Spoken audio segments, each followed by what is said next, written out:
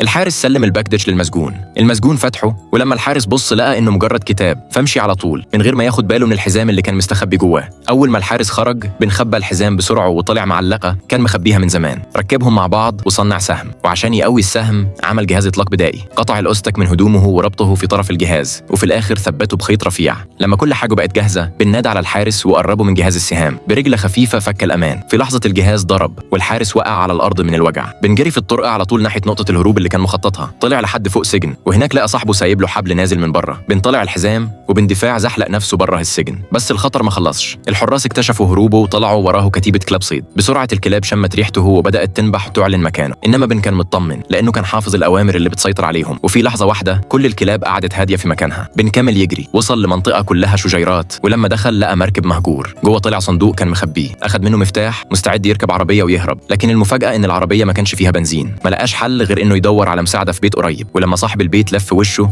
خطف منه شوت جن. ووقتها بس اتضح ان هروبه ما كانش عشان الحريه، كان عشان ياخد حقه.